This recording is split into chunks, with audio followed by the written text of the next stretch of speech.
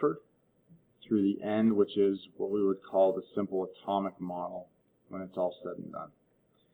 So just a quick recap. Yesterday, we started talking about early Greek thought and Democritus versus Aristotle's idea. That led to about 2,200 years of thinking that everything around us was made of some concoction of earth, air, fire, and water. And then after some rudimentary discoveries like the law of conservation of matter, law of definite proportions, and the law of multiple proportions, Dalton drafted up his 5-point description of the atom, and we ended up with this solid sphere model. One of the things that Dalton said about the atom is that it is the smallest, the absolute smallest sample of matter that there is. And what we see in Thomson's discovery is that that's untrue. So one of Dalton's points that matter cannot be created, destroyed, or subdivided, matter cannot be subdivided, created, or destroyed, is proven wrong by Thomson's discovery of the electron with the cathode ray tubes. So as we look through the progression so far, we have Greek thought into Dalton's solid sphere model, highlighted by his 5 points. We have Thomson saying, in essence, it's cookie dough. He used plum pudding, but nobody knows what plum pudding is. So cookie dough, where all of the dough is the positive matter. All of the dough is the positive matter. And then these little guys here, these are your electrons. And the symbol for an electron is E with a minus sign as a superscript. Between Thomson's discovery and Rutherford, which we're going to pick up on today, which is discovering the nucleus, the Curies discovered radioactivity, which was the spontaneous release of particles from specific elements. So let's pick up where we left off with Rutherford. So Rutherford used the alpha particles, which were positive particles that were emitted from elements like uranium. And he fashioned, in essence, a small box with a barrel that came out of it. And he pointed these alpha particles at a thin piece of gold foil. Two guys named Geiger and Marsden were actually the guys that came up with the experiment itself, and then Rutherford used their data to highlight that the middle of the atom is actually a very, very small and positive mass that he called the nucleus. And then the electrons are just spread out, very, very far spread out around the nucleus somewhere. So how did he come up with this idea? Well, if we switch over here for a second and we look at Rutherford's experiment, this was the setup. If I can make this a little bit bigger for us. So Rutherford's setup had a radioactive source in a box with a barrel that pointed directly at a sheet of gold foil. And if you can just think of aluminum foil. Try to poke your finger through it, it doesn't work. So foil is a solid substance, solid surface.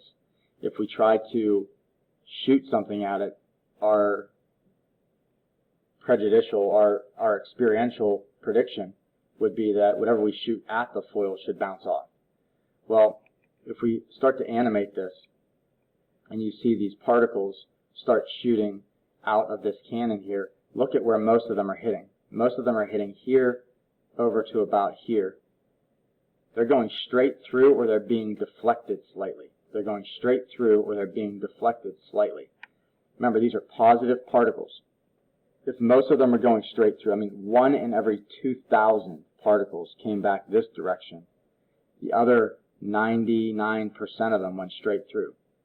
The reason for that is because the nucleus all the positive stuff is condensed into this tiny center, and when those positive particles come close to the nucleus like these ones did, they come right in here, and then they get deflected down.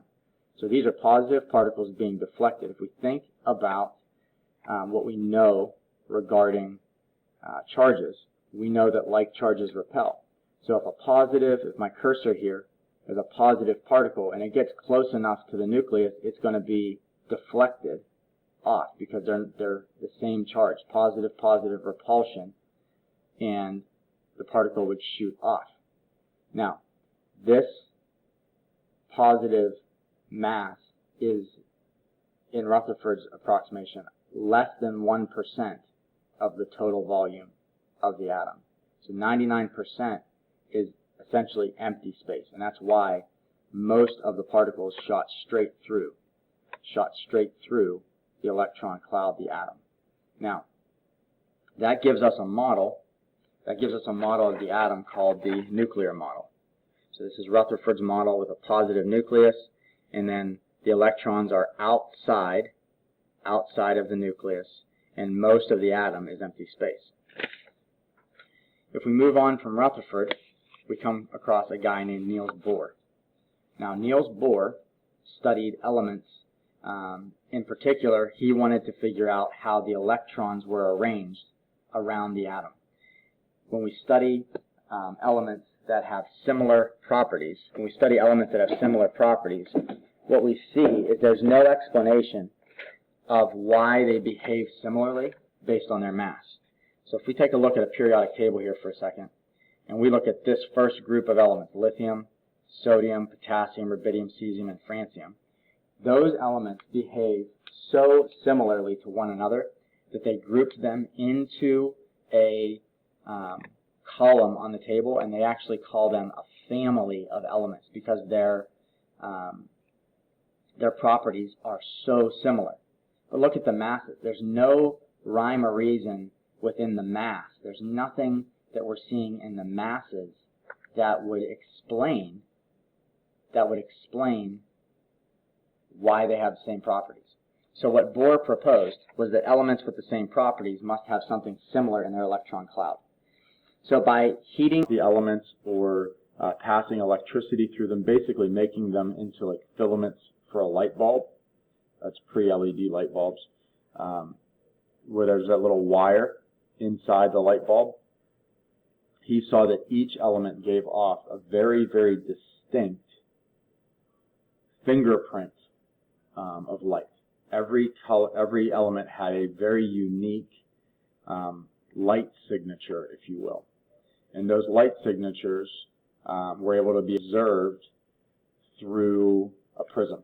So if we took the light that was produced, we shined it through a prism, we saw this signature of light. We'll actually do an experiment with that in the next section in Unit 4B. With the help of Einstein, Bohr was able to draft up this idea, mathematically prove that electrons exist in layers around the nucleus. So now this gives us the planetary or the solar system model. And this planetary solar system model shows us Rutherford's nucleus being surrounded by layers of electrons. And he viewed them pretty much like planets going around in orbit. So they were flat, two-dimensional. And we're going to learn that that's really not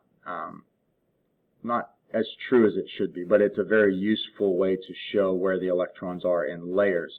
He called those 8 layers energy levels. Okay? After this, Rutherford comes back onto the scene again. Rutherford comes back into the mix, and Rutherford discovered that there was actually a positive particle that existed in the nucleus. The nucleus wasn't just a really condensed bigger and bigger and bigger blob of dough that was positive in the middle. There were actually individual positive particles that were in the middle. Along with a guy named Moseley, Rutherford was able to determine that each element has a very distinct number of protons in the nucleus. Moseley was able to count them. Rutherford discovered there were particles there. So we kind of mixed these guys together. Rutherford gets credit for the proton model, and basically you can see that in 2 different ways. they might show it with that kind of helter-skelter organization of electrons, just, hey, the electrons are out there somewhere, and then the nucleus is made of positive particles. Or they'll just add the protons to Bohr's model, which is, I think, probably a more correct way to do it. You have your protons in the nucleus with electrons on energy levels surrounding the nucleus. Now, between Rutherford Moseley's proton model and Chadwick, his finding the last missing particle in the atom, there's actually another guy named Heisenberg that comes in. And Heisenberg basically explained the electrons as being in a cloud. Okay? He explained the electrons being in a cloud. So if we go back here for a second, and let's see if we can find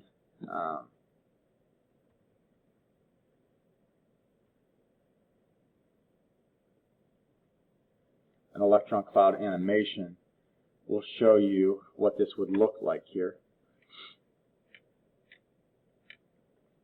In essence, imagine taking that model with the protons in the nucleus and allowing them to spin around in three-dimensional spherical shells, so spherical shells around the nucleus. So we have, this is kind of Bohr's planetary model, and if we think about adding more and more electrons to it, now you can see that they are spinning around the nucleus, and it's kind of a blur. So they're three-dimensionally going around, and they move so fast and they're so small that it creates this haze. But in the haze, you can see that there are definite layers. Here's a layer of electrons making this shell. There's a layer here making another shell, and then you have that outer blur. So Heisenberg came up with the cloud model. We'll dig into that in Chapter 4, which will be Unit 5. The last thing that we discover is by a guy named Chadwick. Chadwick discovers that there's a particle in the middle, supposedly in the middle of the nucleus, in the center of the atom, that is about the same size as a proton, but it has no electrical charge. It's neutral. So being neutral, he called that missing particle the neutron. Okay? So Chadwick, Moseley, and Rutherford all used X-ray radioactive materials to find and observe these missing particles and to determine more and more of the structure. Bohr, for his energy levels, he used just heat and light and studied the electron cloud, the electrons getting excited. We'll talk about the details of his experiment in the coming weeks. We'll also take a look at how the electrons are arranged in these energy levels in more detail. Now, Chadwick, finding the neutron, really polished up our model of the atom. So I'm going to go through this little model, and then we'll jump back out to a different picture that will show it with a little bit more clarity. At this point, after Chadwick discovers the neutron, we have what we call the simple atomic model. The simple atomic model shows the atom with a nucleus. In the nucleus, there are protons and neutrons. Okay? There's a certain number of protons for every element. The number of neutrons can fluctuate a little bit. The same element, so carbon, for instance. Carbon can have 6, 7, or 8 neutrons in it. It always has 6 protons, but it can have 6, 7, or 8 neutrons in it. Those different the different weights of the elements are called isotopes. Around the nucleus, with a definite number of protons and a reasonable number of neutrons, we have layers called energy levels where electrons are orbiting. So we've got the nucleus and protons that are accredited to Rutherford. We've got the energy levels that are attributed to Bohr. We've got Chadwick's neutrons in the nucleus, and we have Thomson's electrons on the energy levels. If we take a look, again, let's just take a peek at a simple atomic model. This is what we have. Again, we have our nucleus which would be attributed to Rutherford.